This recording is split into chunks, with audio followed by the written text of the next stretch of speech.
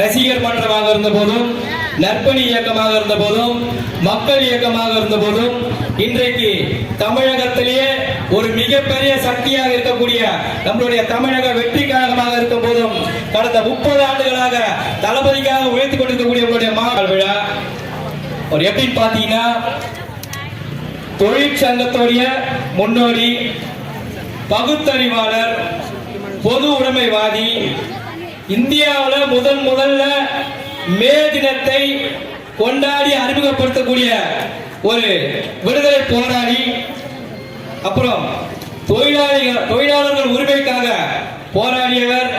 எல்லாரும் சொல்லுவாங்க, ஐயா காமராஜர் ஐயா மதிய உணவு திட்டத்தை முதல்ல கொண்டு வந்தாங்கன்னு.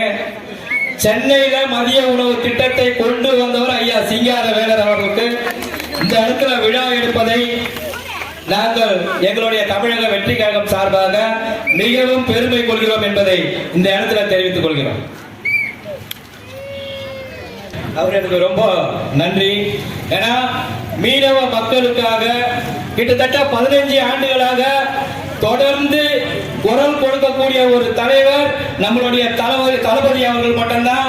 ஏன்னா 15 ஆண்டுகளுக்கு முன்னாடியே நம்மளுடைய மீனவர்களை சுட்டு கொல்லப்படுவதை கண்டித்தும், நம்மளுடைய தமிழர்களை அங்க சுட்டுக் கொள்வதை கண்டித்தும், அடிமைப்படுத்துவதை கண்டித்தும் மாபெரும் ஒரு ஆர்ப்பாட்டம் நடத்திய ஒரு தலைவர் எங்களுடைய தலைவர்.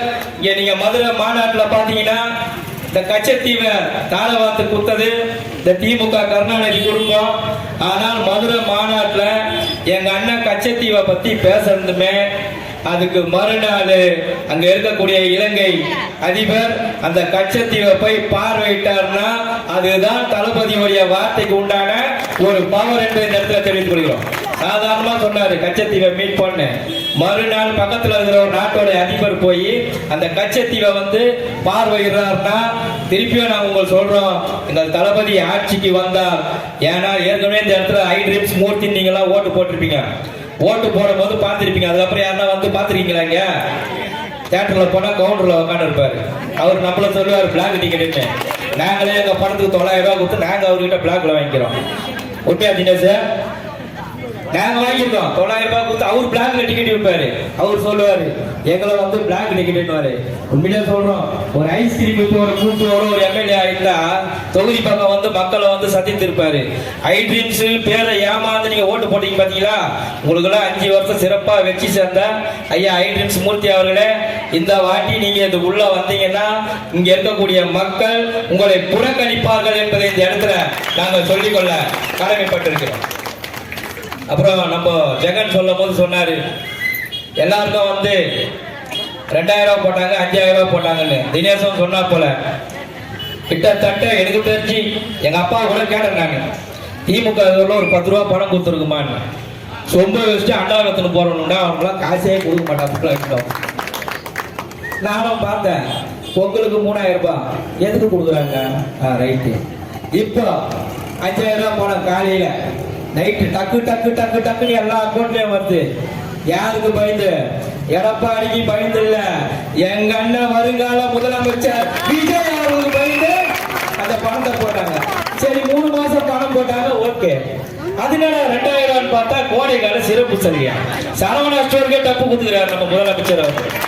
அவங்கதான் விளம்பரம் பண்ணுவாங்க, எங்களிடம் வாங்கும் தங்கம் வெள்ளிக்கு கோடைக்கால சிறப்பு சலுகையாக 2000 ரூபாய் தள்ளுபடி தருவோம். அந்த மாதிரி சரவணா ஸ்டோருக்கு தப்பு கொடுத்துருக்கிறாரு.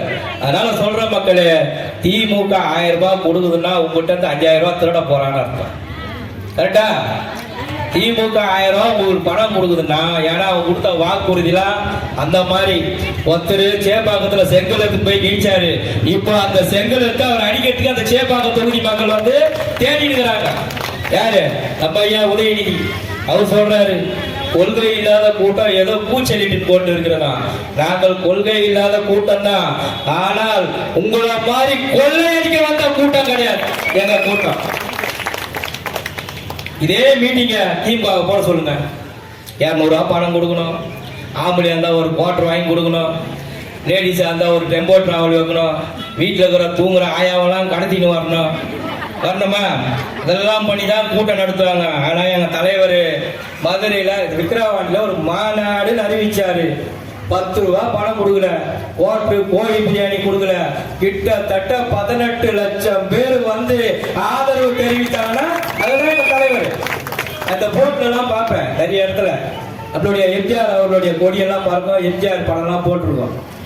ஏன் சொல்றேன்னா இங்க ஒரு தப்பான ஒரு நெருட்டியை வந்து என் கட்சி மேல சுமத்தினாங்க. உங்க கட்சியில வந்து பணம் இருக்கிறவங்க தான் பொறுப்பு போடுறாங்க, பெரிய பெரிய பணக்காரங்க தான் பொறுப்பு போடுறாங்கன்னு. உண்மையிலே சொல்றேன், நான் ஒரு ஆட்டோ டிரைவர், பெரிய ஆள் தான் கிடையாது, சாதாரண ஆட்டோ டிரைவர். நான் கிட்டத்தட்ட தளபதிக்கு ஒரு 28 ஆண்டுகளாக அவருடன் அந்த படம் வரும்போது ரசிகர் மன்றம், நற்பணி இயக்கமா சின்ன சின்ன விஷயம்லாம் செஞ்சுன்னு இருப்பேன். கட்சி ஆரம்பிச்சதுமே நான் ஆட்டோ ஓட்டிட்டு போயிட்டு இருக்கும் போது இந்த பீச் அண்ணா சாலை நினைக்கிறேன், என்னுடைய பொதுச் செயலாளர் ஆனந்தன் எனக்கு போன் பண்றாரு. எங்கடா இருக்கிறேன்? நான் சவாரியில் இருக்கிறேன். சரி நான் அப்புறம் பேசிட்டேன்.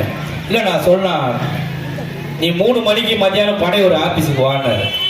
உள்ள போய் பார்த்தா என் தெய்வம் அந்த இடத்துல நிற்கிது, என் தளபதி. இதே மாதிரி ஒரு ஒரு சீட்டை கொடுத்து நீ தான் வட சென்னை மாவட்டத்துடைய கிழக்கு மாவட்ட துணை செயலாளர், போய் தளபதி கோசம் வேலையை செய்ய போன்னு சொன்ன ஒரு தலைவன் எங்களுடைய தளபதி. அவர் என் கட்சியில இருக்கிறவங்க யாரும் பெரிய பெரிய பணக்காரலாம் கிடையாது, எல்லாம் கூலி வேலை செய்யறவங்க. இதே இடத்துல கூட நாங்க எத்தனையோ நற்பணி விழாவை நடத்தியிருக்கோம். இந்த ஜெகன் கூட இந்த பக்கத்துல குடிசை பத்திக்கும் போது அந்த இடத்துல கிட்டத்தட்ட எத்தனையோ பேருக்கு போய் ஓடி ஓடி உதவி செய்தவர் இருக்கக்கூடிய மாவட்ட இணை செயலாளர் திரு ஜெகன் அவர்கள். அதே போலதான் நவீன ராயபுரம் தொகுதியில எங்க ஒரு எந்த பிரச்சனை இருந்தாலும் உடனே ஓடி போய் செய்றவர் தான் நம்ம நவீன் அவர்கள். அண்ணன் கட்பீஸ் அவர்கள் இவர்கள் எல்லாம் ஒருங்கிணைத்து எங்களுடைய தமிழக வெற்றி கழகத்துல திருப்பியும் சொல்றோம், இங்க பாருங்க, நீங்க 5000 கொடுத்தா கூட வாங்கிக்கிங்க, 2 ஓட்டுக்கும் 10,000 கொடுப்பானுங்க, அதையும் வாங்கி வச்சுக்க. நம்ம ஓட்டு போடும்போது என்ன பண்ணணும், அந்த விசில் சின்னத்தை பார்த்துக்கோ. ஏன்னா இப்ப எல்லா இடத்துலயும் தடை போடுறானுங்க. சேப்பாக்கம் ஸ்டேடியத்துல, கிரிக்கெட் ஸ்டேடியத்துல விசில் எடுத்து தடன்றானுங்க. காலைல குப்பை வர்றாக்கா எப்பவுமே விசில் வந்தா நாங்க குப்பை வந்து போடுவோம். இப்போ என்ன சொல்றானுங்களா, நீங்க விசில்லாம் அடிக்க கூடாது. சரி நான் கேட்குறேன், உங்கள் வீட்டில் போங்க, குக்கரில் விசில் இருக்கும்ல, குக்கரில் வந்து விசில் இல்லாமல் சோறு செய்யணும், பொன்னாடி தொடப்பாட்டில் அடிக்கமா அடிக்காதான். அவன் மொத்தம் அந்த விசில் சின்னன்றது வந்து எங்களுடைய தமிழக வெற்றி கழக தலைவருக்கு கிடைத்த ஒரு மிகப்பெரிய வரப்பிரசாதம். இதை எல்லா இடத்துலையும் கொண்டு போய் நம்மளுடைய மக்கள் வந்து சேர்த்துட்டாங்க. ஒன்னே ஒண்ணுதான், இன்னும் ஒரு 2 மாசம் இருக்குது. தயவு செய்து நீங்க இந்த வாட்டி பூத்துல போயிட்டு புத்தெல்லாம் கும்மா குத்தா இருக்குன்னு சொல்லிட்டு கேட்டுக்கொண்டு ரொம்ப நேரம் பேச விரும்பல. வெயில் காலம் எனக்கு தெரியும், இந்த சூரியன் அப்போ வந்தாலும் நம்ம சாக வச்சுனே தான் இருக்கும். இப்போ 2ஆம் மாசமே வந்துச்சு, காலப்படம் இன்னும் ஒரு 2 மாசம். அதுக்கப்புறம் இந்த சூரியன் மறைந்து எங்களுடைய தமிழக வெற்றி கழகம் உங்களுக்கெல்லாம் குளிர்ச்சியா இருக்கும்னு சொல்லிட்டு 1967 உதயசூரியனை உதிக்க வைத்தவர் பேரறிஞர் அண்ணா. 2026 உதயசூரியனை வீட்டுக்கு அனுப்ப போறது எங்கள் விஜய் அண்ணா என கூறிக்கொண்டு வாய்ப்பளித்த அனைத்து நல்ல உள்ளங்களுக்கும் நன்றி கூறி விடைபெறுகிறேன். நன்றி, வணக்கம்.